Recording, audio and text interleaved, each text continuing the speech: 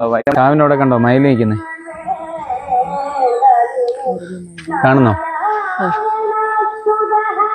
നമ്മുടെ വൈരമൺ കാവിന്റെ അവിടെ ക്ഷേത്രത്തിന്റെ അടുത്തുണ്ടോ? മതി. അപ്പോഴേ ഞാൻ ഇന്ന് പറയുന്ന ഒരു വിഷയം എന്താണെന്ന് ചോദിച്ചാൽ, ഇപ്പം മനുഷ്യൻ അഭിമുഖീകരിക്കുന്ന വലിയ ഒരു പ്രതിസന്ധി ഉണ്ട്. ആ പ്രതിസന്ധി മനുഷ്യരെന്ന് പറയുന്നത് എല്ലാവർക്കും അത്, കുഞ്ഞുങ്ങൾക്ക് അതിനെപ്പറ്റി മനസ്സിലാക്കി വെക്കാൻ നല്ലതാണ്. അപ്പൊ നിങ്ങളും പഠിക്കണം. കാരണം നാളുകൾ എങ്ങനെയാണ്, അല്ലെങ്കിൽ എങ്ങനെയാണ് ഒരു സാമ്പത്തിക സ്രോതസ്സിലൂടെ ഒരു മനുഷ്യൻ എങ്ങനെയാണ് അവൻ പണം ഉണ്ടാക്കുന്നത്, അവൻ കുഞ്ഞുങ്ങളെയും കുടുംബത്തെയും ഒക്കെ നാട്ടില് ഒരു സന്തോഷത്തോടെ അവന്റെ അഭിമാനത്തിനനുസരിച്ച് ജീവിപ്പിക്കാൻ വേണ്ടി എന്തൊക്കെ കഷ്ടപ്പാടുകൾ നടക്കുന്നുണ്ട് എന്നൊക്കെ ഉള്ളതാണ്. അപ്പൊ ഇന്നത്തെ കാലഘട്ടം ഇത് കുട്ടികൾക്കും ബാധകമായി. ഈ 10ാം ക്ലാസ് +2 കഴിഞ്ഞ പിള്ളേരെല്ലാം 18 വയസ്സായ കൊച്ചുങ്ങൾക്കെല്ലാം എന്തോ ചെയ്യുന്നറിയോ, ഈ ICIC അതുപോലെയുള്ള IDB അതുപോലെ എന്തോ IB സിലബസോ, ഞാൻ എന്തോതിനെ പറ്റി പറഞ്ഞേ? ബജാജ് അലയൻസിനെ കേട്ടോ. അപ്പൊ ഇങ്ങനെയുള്ള ഈ ഷോർട്ട് ടൈം പീരീഡിലേക്ക് ലോൺ കൊടുക്കുന്ന സഹകരണ ബാങ്കുകളുണ്ട്.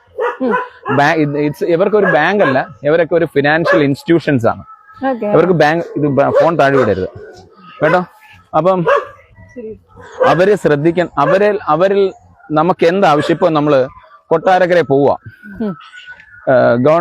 നമ്മുടെ ദിമോസിൽ പോകുന്നു, അല്ലെന്നുണ്ടെങ്കിൽ ശ്രീഭദ്ര, എന്റെ കൂട്ടുകാരില്ല, ഒരാളെ മാത്രം പറയണ്ട, അവരുടെ അടുത്ത് പോകുന്നു. ഇവിടെയൊക്കെ പോകുമ്പോൾ നമുക്ക് ഒരു കട്ടിൽ മേടിക്കാൻ വേണ്ടിയാ പോകുന്നു.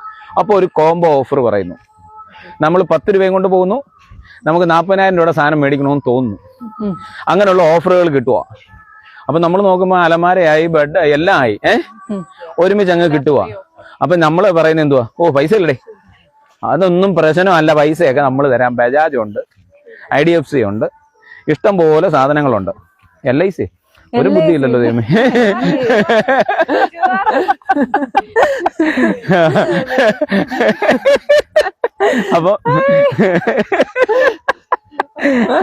അപ്പൊ ഈ വക സാധനങ്ങൾ ഈ പൈസ കൊടുക്കുന്നു.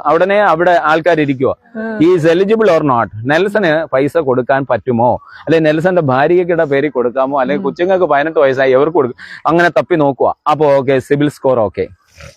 ഈ സിബിൽ സ്കോർ ഒക്കെ BJP ഗവൺമെന്റ് വന്നിട്ട് ഇത് ഭയങ്കര ഒരാളുടെ പേഴ്സണൽ ഭയങ്കര ട്രാപ്പിംഗ് ആണ്. അതിന് കാരണമാണ്, അത് പറഞ്ഞുതരാം. അത് പറയാനാണ് ഞാൻ ഈ സംഭവത്തേക്ക് പോകുന്നത്. അപ്പൊ ഈ ബജാജ് ഉടനെ അവിടെ ഇരുന്നുകൊണ്ട് നോക്കുന്നു. ആ നോക്കുന്നവന്റെ സ്വഭാവം കണ്ടു കഴിഞ്ഞാൽ അവനെ നമ്മൾ കുനിച്ചു ചേർത്ത് അതിനകത്തോട്ട് ഒരു ഇടി കൊടുക്കാന്നു. അവൻ ഓസിന് വരുന്നതിന് കൂട്ടാ 30% പലിശയ്ക്ക് അവൻ എടുക്കാൻ പോന്നേ. 30% പലിശ അവൻ എടുക്കാൻ പോന്നേ.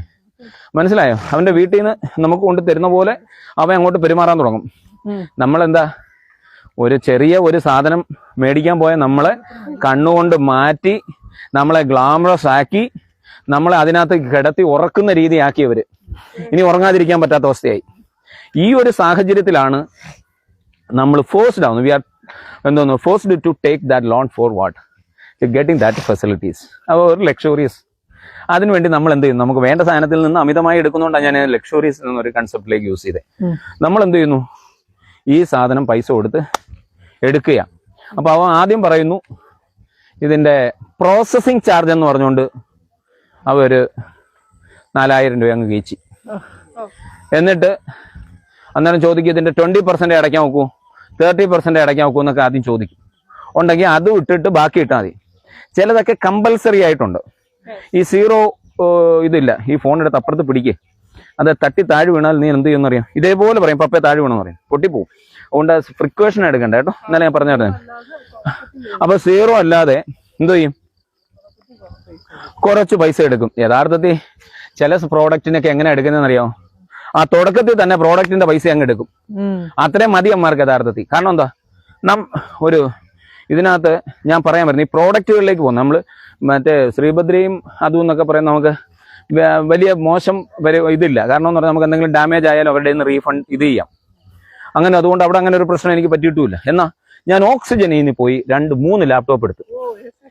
1 വർഷം കഴിഞ്ഞ് 1 വർഷവും 1 മാസം യവന്മാർ അന്നേരം എന്നോട് പറഞ്ഞു, ഇൻഷുറൻസ് എടു ചേട്ടാ, ഇൻഷുറൻസ് എടു. ഞാൻ പറഞ്ഞു, എന്തോത്തിന് ഇൻഷുറൻസ് എടുക്കുന്നത്? 1,500 രൂപ അഡീഷണൽ എടുക്കുന്നത്, 33,000 രൂപയുടെ 30,000 രൂപയുടെ സാധനം എടുക്കുന്നത്. പക്ഷെ 1 വർഷം കഴിഞ്ഞപ്പോഴത്തെ പറയുന്ന കേൾക്കൂ, 1 വർഷം കഴിയുന്നതിന് മുമ്പ് ലാപ്ടോപ്പ് മനസ്സിലായി. 1 വർഷം കഴിഞ്ഞു, 1 മാസവും കഴിഞ്ഞു. ഇതിന് 2 എണ്ണം പന്നലായി പോയി. പക്ഷെ ഇതെല്ലാം എന്താണ്, മോണിറ്ററാണ് പന്നലായി പോകുന്നത്. വര വീഴുന്നു, അങ്ങനെ എപ്പോഴും അങ്ങ് പരാതികളും പ്രശ്നങ്ങളും. നമ്മൾ അവിടെ ചെന്നപ്പോൾ അവിടെ ഓക്സിജൻ എന്തില്ല, ഇത് പണിയുന്ന ആളില്ല, ടെക്നീഷ്യൻ ഇല്ല. യുവമാർ നമ്മളോട് എന്തോ പറഞ്ഞു, നമ്മൾ എവിടുന്നാ എടുക്കുന്നേ, നമ്മൾ മാസം പൈസ ഇട്ടാ എടുക്കുന്നതെന്ന് ആലോചിക്കണം. 30% പലിശ വേറെ പോകുന്നുണ്ട്, കൃത്യമായി അടച്ചേ പറ്റൂ, അല്ലെന്നുണ്ടെങ്കിൽ സിബിൽ സ്കോറാ. മനസ്സിലായോ? അങ്ങനെ ആൾക്കാർ ഇതെടുത്ത് എന്തിനു ചേരും, നമ്മൾ ഈ സാധനം വാങ്ങുക. ഐഡിയ കിട്ടിയോ? അപ്പൊ ഈ 2 ലാപ്ടോപ്പ് ഓക്സിജനിൽ നിന്ന് 3 ലാപ്ടോപ്പ് എടുത്ത് ഒരെണ്ണം ഒക്കെ നിലവിളിച്ച് പോകുന്നുണ്ട്, ഞാൻ കൊടുത്താക്ക്. മനസ്സിലായോ? ബാക്കി 2 എണ്ണം നമ്മുടെ അടിച്ചു പോയി. ആലോചിച്ചോണം. ഈ ഞാൻ അന്നേരം ചോദിച്ചു, അവരെ ചെന്ന് അതിന്റെ മാനേജറെ കണ്ടു, കോട്ടയത്ത് മാനേജറെ വിളിച്ചു, ഒരു വെണ്ണൂളെ വിളിച്ചു, ഒത്തിരി പേരെ വിളിച്ചു. ഞങ്ങൾക്ക് എടുത്തിട്ട് 1 വർഷമായതേ ഉള്ളൂ. അന്നേരം അവർ പറയുന്നത്, നിങ്ങൾ ഇൻഷുറൻസ് എടുക്കാൻ ഞാൻ എന്താ. മനസ്സിലായോ? നമ്മളിപ്പോൾ എല്ലാത്തിനും ഇൻഷുറൻസ് വെച്ച്. ഇത് ബ്രാൻഡഡ് കമ്പനി അല്ല. ഇവന്മാർ നമുക്ക് ഏസറിന്റെ അല്ലയോ തന്നെ, ഏസറിന്റെ തന്നേലും ഏസറിന്റെ ഒരു സെപ്പറേറ്റ് സാധനം എല്ലാവർക്കും കിട്ടുന്ന അവൈലബിലിറ്റി ഉള്ള കോമൺ ആയിട്ടുള്ള പ്രോഡക്റ്റ് അല്ല. ഇതെന്താണ്, ഇവന്മാർ ഈ ഓഫറിന് വേണ്ടി പ്രോഡക്റ്റ് ഉണ്ടാക്കുക. ഐഡിയ കിട്ടിയോ? നമ്മളിപ്പം ഒരു ഇതെന്ന് പറഞ്ഞ എന്തില്ല, എല്ലായിടത്തും ജേക്കബ് എല്ലായിടത്തും അവൈലബിലിറ്റി ഉള്ള സാധനം അല്ലത്. ഇതൊരു പ്രത്യേക ബോർഡാ. ഞാൻ അവിടെ ചെന്നിട്ട് ഇതിന്റെ മെയിൻ്റനൻസിന് പോയി. അതുപോലെ തന്നെ ഇതിന്റെ പ്രധാനപ്പെട്ട ആൾക്കാരെ കോണ്ടാക്ട് ചെയ്ത് യുവമാരെല്ലാം പറയുന്നുണ്ടോ, ഞങ്ങൾക്ക് സർവീസ് ഇല്ല. ആ സർവീസ് ഇരിക്കുന്നവനെ കുനിച്ചിർത്തി ഇടിക്കാൻ തോന്നും. നമ്മൾ സംയമനം പാലിച്ചോണം, കാരണം ഒരു സ്ഥാപനമാണ്. മനസ്സിലാവുന്നു? സർവീസ് ഇരിക്കുന്നവനല്ല, അത് ഡീൽ ചെയ്യുന്നവൻ. പക്ഷെ അതിന്റെ മാനേജറായിട്ടുള്ളവനൊക്കെ ഇച്ചിരി ബിഹേവ് ചെയ്തത് നല്ലതാ. മനസ്സിലാവുന്നു? മറ്റവൻ വിചാരിക്കുന്നത് അവന്റെ കുടുംബസ്വത്ത് മേടിച്ചോണ്ട് വന്ന റാസ്കൽ, നമ്മൾ ഈ സാധനം മേടിക്കുന്നത് 30, 60 എല്ലാം കൂടെ 1,20,000 രൂപ. ഞാനത് 6 മാസം കൊണ്ട് അടച്ചും തീർത്തു. അതാണ് 3 ലാപ്ടോപ്പും അന്നേരത്തെ എടുത്തു. പക്ഷെ 3 ലാപ്ടോപ്പും 1.5 വർഷം കൊണ്ട് പണ്ടായി. ഞാൻ വളരെ വ്യക്തമായി പറയുക, ബ്രാൻഡഡ് ആയിട്ടുള്ള സാധനം അല്ലാതെ ഒരെണ്ണം ഒരാൾ എടുക്കരുത്. പ്രത്യേകിച്ച് ഓക്സിജനിൽ നിന്നായാലും മൈജിയിൽ നിന്നായാലും. അമ്മമാരുടെ അടവൊന്നിൻ്റെ അകത്തൊന്നും ഞാൻ വളരെ ശക്തമായിട്ടാണ് പറയുന്നത്. എന്ത് പ്രശ്നംസ് ഉണ്ടെന്നുണ്ടെങ്കിലും ഞാൻ അഡ്വക്കേറ്റായിട്ട് പ്രാക്ടീസ് ചെയ്യുന്നില്ലെന്നുണ്ടെങ്കിൽ ഐ ക്യാൻ ഹെൽപ്പ് യു. കാരണം ഞാൻ എൻ്റെ PhD ചെയ്യുന്നുണ്ട്, അത് ചെയ്യുന്നില്ല. ഞാൻ ഇങ്ങനെ വിദ്യാഭ്യാസ രംഗത്ത് നിൽക്കുന്നുണ്ട്. ഒരു കാര്യം വളരെ വ്യക്തമായിട്ട് പറയുക, നിങ്ങൾ ചീറ്റ് ചെയ്യപ്പെടുകയാണ്. യുവമാർ പറയുന്ന പ്രോഡക്റ്റ് യുവമാരോട് ആദ്യം ചോദിക്കും, ഒരു ഇൻഷുറൻസും കോപ്പും എടുക്കണ്ട. നിങ്ങൾ കൃത്യമായി പറയണം, അതിന്റെ വാറണ്ടി കൃത്യമായി ചോദിക്കണം. നശിക്കും നശിക്കും നശിക്കും നശിക്കും. കാരണം എന്താ, ഈ സാധനം നശിക്കുന്ന സാധനം നമുക്ക് തരുമോ വരും. ഇനി എത്ര പറഞ്ഞെന്ന് പറഞ്ഞാൽ, കാരണം എന്താ, ഈ പ്രോഡക്റ്റ് ഏസറിന്റെ ഞാൻ ഈ പറഞ്ഞ ബ്രാൻഡ് യുവമാർ ഒരുമിച്ച് എന്ത് ചെയ്യുക, ചൈനയിലേക്ക് ഓർഡർ കൊടുക്കുക. ചൈനയിലോട്ട് ഓർഡർ കൊടുക്കുന്നു. അവന്മാർ ഈ സാധനം എന്ത് ചെയ്യുന്നു, ഒരു 10 രൂപയ്ക്ക് ഉണ്ടാക്കി കൊടുക്കുന്നു. യവന്മാർ ഇവിടെ 30 രൂപയ്ക്ക് വിൽക്കുന്നു. മനസ്സിലാവുന്നോ? ഇല്ല എന്നുണ്ടെന്നുണ്ടെങ്കിൽ I am ready to challenge. ഞാൻ മാർക്കറ്റിംഗിൽ ഡോക്ടറേറ്റ് ചെയ്ത ഒരാളാണ്. ഞാനിത് നെഗറ്റീവായിട്ട് പറയുകയല്ല, എനിക്കുണ്ടായ ബുദ്ധിമുട്ടാണ്. ഞാൻ അവരെ മൊത്തം കോണ്ടാക്ട് ചെയ്തു. ഞാൻ അവരോട് കൃത്യമായി സംസാരിച്ചു, നിങ്ങൾ എനിക്കത് മാറി തരണം. അവന്മാർ മാറി തന്നില്ല. അത് ഓക്സിജൻ തന്നെയാണ്. കൊട്ടാരക്കര ഉണ്ട്. ഒരു കൗൺസിലർ കൂടി ആയിരുന്ന ഞാൻ അതിനെ എതിർത്തില്ല. കാരണം എന്താ, ഒരു ബിസിനസ് നടത്തിക്കൊണ്ട് പോകുന്നത്. പക്ഷെ ഞാൻ ഇന്ന് കുഞ്ഞുങ്ങളോട് പറയുന്നതാണ്, ഇതിൽ ഏറ്റവും വലിയ എന്താണെന്ന് വെച്ചാൽ കേന്ദ്ര ഗവൺമെന്റ് നടത്തുന്ന ഒരു പ്രശ്നമാണ്. ഈ ബജാജിന് സ്വന്തമായി ബാങ്കില്ല. ഇനി ഞാൻ ആ സൈഡിലേക്ക് പോവാം. ബജാജിന് എന്തോ ഇല്ല, ബാങ്കില്ല. അപ്പൊ ഇവർ ലീഡ് ബാങ്കുകൾ അവർ കാനറ ബാങ്കിൽ നിന്നോ മറ്റുള്ള ബാങ്കുമായിട്ട് കണക്ട് ആവുന്നു. മനസ്സിലാവുന്നു? അപ്പം ഈ ബാങ്ക് പറയുന്നത് എന്തോ, ഞങ്ങൾക്ക് ഇവന്മാരോട്ടൊരു ബന്ധമില്ല. പിന്നെ എന്തോ മുൻജനന്മാരെ ഇത് എടുക്കുന്നേ. മനസ്സിലാവുന്നു? ഏത് ബാങ്ക് ആയാലും ഇവന്മാർ പറയുന്നത് എന്തോ, ഇവന്മാർക്ക് ബാങ്കുമായിട്ട് ബന്ധമില്ലെന്ന് ബാങ്ക് നമ്മളോട് പറയുന്നത്. പക്ഷേ ഇതാണ് മോദി ജനങ്ങളോട് ചെയ്ത ഏറ്റവും വലിയ തെറ്റ്. ഇത് ഇന്ത്യയിൽ ഉണ്ടായിരുന്ന ഒരു സിസ്റ്റം അല്ല. 2 തരത്തിലാണ് ഇത് കൂടുതൽ ജനങ്ങളെ എഫക്ട് ചെയ്യുന്നത്. ഒന്ന് കൊറോണ സമയത്തും ഈ ഇത് പറഞ്ഞ് ഒന്നും മിണ്ടാതിരിക്കും, നമ്മുടെ മൊറട്ടോറിയം പ്രഖ്യാപിച്ച സമയത്തൊക്കെ ജനങ്ങളെ വഞ്ചിച്ച, ജനങ്ങൾ അറിഞ്ഞൂടാത്ത ഒത്തിരി കാര്യങ്ങൾ ഇതിനകത്ത്. അവർ റിസർച്ച് ചെയ്യാൻ തന്നെ വേണം, ജനം പഠിക്കുക തന്നെ വേണം. അപ്പൊ നിയമം മനസ്സിലാക്കേണ്ടത്, അപ്പൊ ഇവർക്ക് ബാങ്ക് ഇല്ലല്ലോ, ഇവർ ലീഡ് ബാങ്കിനെ ഇത് ചെയ്യുന്നു. അപ്പൊ നിങ്ങൾക്ക് ഈ മാസത്തെ പൈസ നിങ്ങൾക്ക് 6,000 രൂപ അടയ്ക്കണം. ഞാൻ പറഞ്ഞു 3 ലാപ്ടോപ്പ് എടുത്തു. 3 ലാപ്ടോപ്പിനകത്ത് എല്ലാം കൂടെ നമ്മൾ ഇത്ര പൈസ അടച്ചു. ചൈനയിൽ നിന്നുള്ള പൈസ നമ്മൾ ആദ്യം അടച്ചു കഴിഞ്ഞു കാണും. പിന്നുള്ള പൈസയ്ക്ക് നമ്മൾ കൊടുക്കുമ്പോൾ ഇവന്മാർ നമുക്ക് മാസം 6,000 രൂപയോ എത്ര വെച്ചാന്ന് എനിക്ക് ഓർമ്മയൊന്നുമില്ല, എല്ലാം കൂടെ വെച്ച് നമ്മൾ അടച്ചു തീർക്കുക. 6 മാസമേ ഉള്ളായിരുന്നു. നമ്മൾ ആ 34,000 സംതിങ് രൂപ അടയ്ക്കുക. യഥാർത്ഥത്തിൽ ബജാജ് ആണ് നമുക്ക് എന്ത് ചെയ്യുന്നത്, ഫൈനാൻസ് ചെയ്തത്. 30% പലിശയാണ്. മനസ്സിലാവുന്നു? അപ്പോൾ ഒരുത്തൻ എന്ത് ചെയ്യുന്നു, ഈ ഫ്രഷ് ആയിട്ടുള്ള ഒരാൾക്ക് ആധാറിന്റെ അടിസ്ഥാനത്തിൽ അവനെ ആദ്യം കടക്കാരനാക്കി മാറ്റുക. ഇപ്പൊ ഇന്നലെ തന്നെ ഒരു സ്ഥാപനത്തിൽ നിന്ന് തൊഴിൽ നഷ്ടപ്പെട്ടു പോയ കുട്ടികളുടെ ഒരു പ്രശ്നം, യുവാക്കളുടെ പ്രശ്നം, അവർ യഥാർത്ഥത്തിൽ ഇതുപോലെ കുറെ സാധനങ്ങൾ എടുത്തേക്കുവാ. ഈ ജോലി ഇല്ലാതിരുമ്പോഴത്തേക്ക് ഇത് എന്ത് ചെയ്യുന്നു, അവിടെ പെൻഡിങ് ആവുന്നു. പെൻഡിങ് ആയി 2-3 മാസം ആകുമ്പോഴത്തേക്ക് ഇവരുടെ സിബിൽ സ്കോർ താഴോട്ട് പോവുക. പിന്നെ ഇവർ കടക്കാരാവുക. ഈ കൂഞ്ഞ സാധനം എന്തോ ഉണ്ടാക്കി ബാങ്കുകൾക്ക് മാത്രമേ ഈ പ്രോപ്പർട്ടി ഇത് കൊടുക്കാവൂ. ബാങ്കുകൾ എടുക്കുമ്പോൾ they have to take maximum എന്ന് പറഞ്ഞാൽ it's only not more than 12% or 13% exceed ചെയ്യാൻ പറ്റത്തില്ല. സോ അവിടെ ഒരു സർവൈവ് യവന്മാരെന്ത് ചെയ്യുന്നു, 30% എടുക്കുക. എന്നിട്ട് ഇതിൽ ഏറ്റവും വലിയ ട്രിക്ക് നോക്കണം. നിങ്ങൾ അവിടെ നീ 6 മാസത്തെ 6000 രൂപ അടയ്ക്കാൻ പറ്റിയില്ലല്ലോ. പറ്റാതിരുന്നാൽ അവൻ എന്ത് ചെയ്യുന്നു, 3 ദിവസം കഴിഞ്ഞിട്ട് പിന്നെ ചെക്ക് പ്രസന്റ് ചെയ്യുക. ഒരു ചെക്ക് പ്രസന്റ് ചെയ്യുമ്പോൾ 340 മുതൽ 540 വരെ യവന്മാരെന്തോ എടുക്കും, ബൗൺസിങ് ചാർജ് ബാങ്ക് എടുക്കും, യവന്മാരും എടുക്കും. യവന്മാർ 3 ദിവസം കഴിയുമ്പോൾ പിന്നെ ഈ ബാങ്ക് ഇത് പ്രസന്റ് ചെയ്യും. മോദി ഗവൺമെന്റ് ചെയ്ത് ഏറ്റവും വലിയ തെറ്റ്. ഒരു വട്ടം ചെക്ക് ചെയ്ത് 1 മാസത്തിൽ പൈസ ഇല്ലാത്തതുകൊണ്ടല്ലേ അടയ്ക്കാഞ്ഞേ. ഇവർ 3 ദിവസം കഴിയുമ്പോൾ പിന്നെയും പ്രസന്റ് ചെയ്യും. പിന്നെ 10-ാം തീയതി പ്രസന്റ് ചെയ്യും. അപ്പൊ അത്രയായി 2 പ്രസന്റേഷൻ. പിന്നെ എന്നാ വരുന്നതെന്ന് അറിയാമോ, 23-ാം തീയതി, 24, 25, 26, 27 ഇടയ്ക്ക് ഒന്ന്. അപ്പൊ എന്ത് ചെയ്യും, അടുത്ത മാസത്തേക്ക് സ്വരൂപിച്ച് അടയ്ക്കാൻ നോക്കുന്നവന്റെ പൈസ പോവും. 23-ാം തീയതി കഴിയുമ്പോൾ യവന്മാര് വീട്ടിൽ വരാൻ തുടങ്ങും. അപ്പം 21-ാം തീയതി, അടുത്ത മാസം 1-ാം തീയതിയിലേക്ക് അടയ്ക്കാമെന്ന് പറഞ്ഞ് അന്നും ബൗൺസ് ആവണം. മനസ്സിലാവുന്നു? അവൻ എന്റെ വീട്ടിൽ വന്നിരിക്കുക. ഇവനെ മുളകോടി എടുത്ത് ഒഴിച്ച് വിടണം. കാരണം എന്താ, നമ്മൾ 30% പലിശ കൊടുത്താണ് നമ്മൾ എന്ത് ചെയ്യുന്നത്, മേടിക്കുന്നത്.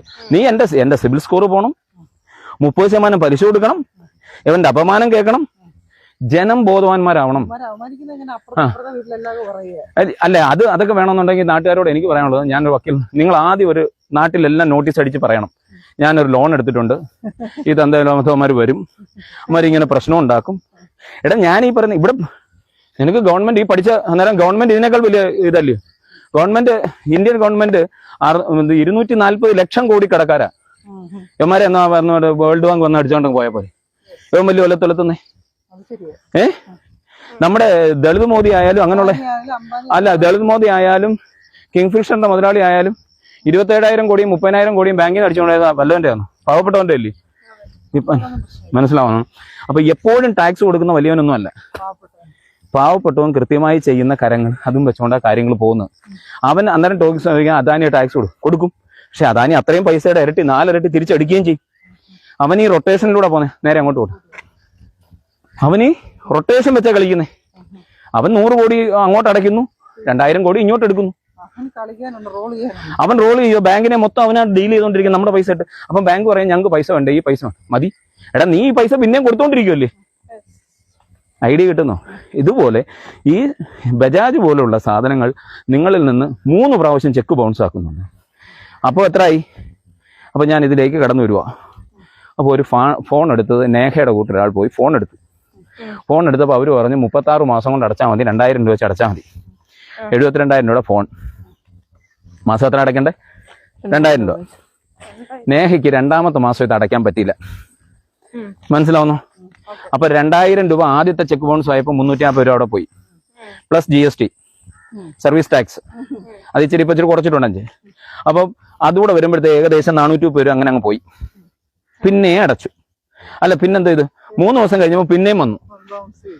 അതേ സമയത്ത് യവന്മാർക്ക് ലീഡിങ് ബാങ്ക് വേറെ ബാങ്ക് ആയതുകൊണ്ട് യവന്മാരും ഇതുപോലെ എടുക്കുക. മനസ്സിലാവുന്നു? അപ്പൊ എത്രയായി? ഈ സാധനം 3 പ്രാവശ്യം ആയപ്പോഴത്തേക്ക് 1,500 രൂപയോളം ആയോ? ആർക്ക്? ബാങ്കിന് മാത്രം. നമ്മുടെ ഇല്ലല്ലോ ആ മാസം പൈസ കൊടുക്കാൻ. അപ്പൊ 1,500 രൂപയും യവന്മാരുടെ 1,500. നിനക്ക് യഥാർത്ഥത്തിൽ എത്ര അടയ്ക്കാനുള്ളൂ? 2,000 ഉള്ളൂ. അപ്പൊ ടാക്സ് ഇനത്തിൽ, അതായത് പലിശ ഇനത്തിൽ നിനക്ക് 2,800 രൂപ പോവാ ഒരു മാസം. 2,000 അടച്ചോ? ഇതാണ് യവന്മാര് സെറ്റിൽമെന്റ് എന്നും പറഞ്ഞുകൊണ്ട് അവസാനം തരുന്നത്. ഐഡിയ കിട്ടുന്നോ? ഇതിന്റെ ആ ക്രൂക്കഡ് കളി മനസ്സിലാവുന്നു? ഉറപ്പായിട്ടും പറയണം, നമ്മൾ യഥാർത്ഥത്തിൽ ഗവൺമെന്റ് എന്ത് ചെയ്യണം? ബജാജ് പോലെയുള്ള ഇതെന്ന് പറഞ്ഞാൽ യഥാർത്ഥത്തിൽ 2014 രമേശ് ചെന്നിത്തല നിർത്തിയെന്ന് പറഞ്ഞ വെട്ടിപ്പലിശയുടെ 4,000 ഇരട്ടി വലുതായത്. കുബേരയുടെ 4,000 ഇരട്ടി വലുതാണ് ഈ പറയുന്ന പ്രോസസ്സ്. എന്തുകൊണ്ടാണ് ഇവിടുത്തെ ജനങ്ങൾ അതിനകത്ത് ബോധവാന്മാരായി സമരം ചെയ്യാതെ? ഇത് കാരണം ഇത് ചെയ്യുന്നത് BJP കൊണ്ടുവന്ന ഏറ്റവും ക്രൂക്കഡ് കളിയാണ്. ഇവിടുത്തെ ചെറുപ്പക്കാരെ മൊത്തം എന്തായി? കടക്കാരാക്കി. ഇവിടുത്തെ ചെറുപ്പക്കാർ മൊത്തം അനങ്ങാൻ പറ്റാത്ത അവസ്ഥയിലേക്ക് നമ്മുടെ രാജ്യത്തെ മാറ്റി.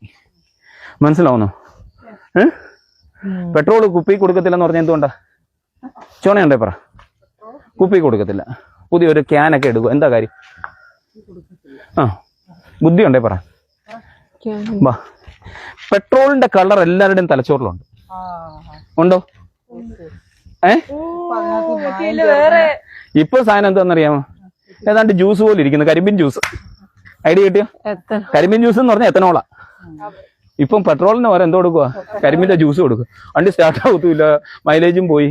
യവന്മാര് വെച്ചങ്ങ് അറിയുക. അപ്പൊ അതുകൊണ്ട് യവന്മാര് പറഞ്ഞു കളറ് ഈ സാധനം കുപ്പി കൊടുക്കത്തില്ല. ആൾക്കാർ പെട്ടെന്ന് തിരിച്ചറിയും ക്രൂഡ് ഓയിലിന്റെ നിന്ന് ഉണ്ടാകുന്ന പെട്രോളിന്റെ. അപ്പൊ അന്നേരം അടുത്ത ചോദ്യം, ഞങ്ങൾ റഷ്യക്ക് സാധനം കൊടുക്കുന്നു, പെട്രോൾ കൊടുക്കുന്നു ക്രൂഡ് ഓയിലിൽ നിന്ന്. എന്ത് കാര്യം എന്നറിയാമോ?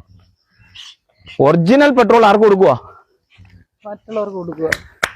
റഷ്യക്ക് ഒറിജിനൽ പെട്രോൾ കൊടുക്കുക. അപ്പൊ അവന്മാർക്ക് ലാഭമായോ? അവന്മാർക്ക് ഇവിടെ ഇത് തന്നിട്ട് അവന്മാരുടെ നിന്ന് ക്രൂഡ് ഓയിൽ മേടിക്കും. ആരുടെ നിന്ന്? എടേ പണ്ട് ഇന്ത്യ എന്തെന്നറിയാമോ? ഇന്ത്യ എന്ന് പറയുന്ന ഒരു രാജ്യത്ത് BJP വന്നതിന് ശേഷം 1 രൂപയുടെ പരിപാടി നടന്നിട്ടില്ല. ഇവർ നമ്മളോട് ഇങ്ങനെ അങ്ങ് പറയുക. യഥാർത്ഥത്തിൽ BJPക്കാർ പാവപ്പെട്ടവന്മാർക്കും നമ്മളോട് സ്നേഹമാ, ജനത്തോട് സ്നേഹമാ. അവർക്ക് എന്ത് ചെയ്യാൻ പറ്റുന്നില്ല? ഒന്നും ചെയ്യാൻ പറ്റുന്നില്ല. സമ്മതിക്കും, ഇതങ്ങ് അക്സെപ്റ്റ് ചെയ്യുവാന്ന് മാത്രമേ ഉള്ളൂ. മോദിയെ ഇങ്ങനെ സ്തുതിക്കുവാന്ന് മാത്രമേ വെക്കൂ.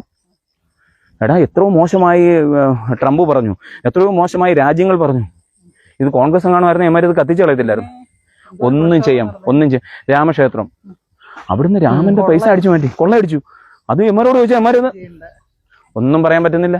ഐഡിയ കിട്ടിയോ? അപ്പൊ ഇത് ഞാൻ ഈ ബാങ്കിലേക്ക് തന്നെ തിരിച്ചു വരാം. ഞാൻ ബാങ്കിലേക്ക് മാത്രം തിരിച്ചു വരാം. മനസ്സിലാവുന്നു? അപ്പൊ ഒരു കാര്യം നമ്മൾ ആലോചിച്ചോണം. ഈ പറയുന്ന ബജാജ് പോലെയുള്ള IDFC പോലെയുള്ള ബാങ്കുകൾ യഥാർത്ഥത്തിൽ മനുഷ്യനെ കെട്ടി വരിഞ്ഞ് ഇട്ട് ചെങ്ങലയിട്ട് പൂട്ടിയിട്ട് കടലിൽ തള്ളിയേക്കുക. അതിനിടയ്ക്ക് ജീവശ്വാസം വിടുവാന്ന് നമ്മൾ എടുത്തുകൊണ്ടിരിക്കുക. ഇതാണ് അവസ്ഥ. അതുകൊണ്ട് നമ്മൾ എന്ത് ചെയ്യണം? ഇതിനെപ്പറ്റി കൃത്യമായ രീതിയിലുള്ള പ്രക്ഷോഭങ്ങൾ ഉണ്ടാവണം. കൃത്യമായി നമുക്കൊരു വട്ടമേ ചെക്ക് ബൗൺസ് ആക്കാൻ പറ്റും. എന്തുകൊണ്ട് പറഞ്ഞുകൂടാ? നമുക്കൊരു പരാതി കൊടുക്കാൻ പറ്റാത്ത അവസ്ഥയാക്കിയല്ല. കഴിഞ്ഞ പ്രാവശ്യം വന്നപ്പോ ധനകാര്യമന്ത്രി ചെയ്ത പരിപാടി. ഏത് ധനകാര്യമന്ത്രി? നിർമ്മല സീതാരാമൻ എന്ന് പറഞ്ഞ ഒരു സ്ത്രീയെ സംബന്ധിച്ചിടത്തോളം അവർ കോൺഫിഡൻസ് ആയി വാഗൊണ്ട് പറയും അവർ ചെയ്തതെല്ലാം ജനങ്ങൾ ദ്രോഹമാണ്. പക്ഷെ ഇത് ജനദ്രോഹമാണെന്ന് ആര് പറയും? അതാണ് പ്രശ്നം. ഇത് എന്നിട്ട് ഇവരോട് പറയുമ്പോൾ ഒരു കാര്യം ഇവർ മനസ്സിലാക്കേണ്ടത്, സാധാരണക്കാരനാണ് ഇതിന്റെ പ്രശ്നമെന്ന് ആര് പറയും? ഇല്ലടേ, നിന്നോടും പറയേണ്ട കാര്യമില്ല, നീയും നിന്റെ കൂട്ടം എല്ലാവരും. അപ്പൊ സാധാരണക്കാരനും എന്താ പ്രശ്നം? ഇതെന്തോ ഒന്ന് മനസ്സിലാക്കാൻ കഴിയുന്നില്ല. അവൻ ഇതിനെപ്പറ്റി ഒരു ഐഡിയ ഇല്ല. അന്നേരം ഇവര് പുതിയൊരു തന്ത്രം എടുത്തു വെക്കും. എന്തുവാ? നിങ്ങൾ കൃത്യമായി അടച്ചാൽ പ്രശ്നം വരില്ലല്ലോ. പുതിയൊരു ന്യായം. കൃത്യമായിട്ട് അടയ്ക്കാനുണ്ടെന്നുണ്ടെങ്കിൽ നമ്മൾ ഇത് എടുക്കത്തില്ലല്ലോ. മനസ്സിലായോ? നിനക്ക് ഗവൺമെന്റ് തന്നേക്കുന്ന കൃത്യമായിട്ട് ഒരു വട്ടത്തെ ബൗൺസിങ് ചാർജ് തരുന്നില്ലേ? ഇത് ഭയങ്കരമായ കൊള്ളയാണ്. ഇപ്പൊ നമ്മൾ പള്ളിയുടെ അടുത്ത് വന്ന് പള്ളി എന്തോ പരിപാടി ഉണ്ട്, അതുകൊണ്ട് ഞാൻ നിർത്തുക. ഓക്കെ, അപ്പോൾ ഇത്രയാണ്. ഇത് നിങ്ങൾക്ക് വിശാലമായി ചർച്ച ചെയ്യണമെന്നുണ്ടെങ്കിൽ ആരായാലും എന്നെ വിളിക്കുക. നമുക്ക് സംഘടിപ്പിച്ച് ജനങ്ങൾക്ക് ഭയങ്കര പ്രക്ഷോഭം, ഇന്ത്യ മൊത്തമുള്ള പ്രക്ഷോഭം ഉണ്ടാക്കേണ്ട വിഷയമാണ്. Nothing more to say. പള്ളി വന്നു.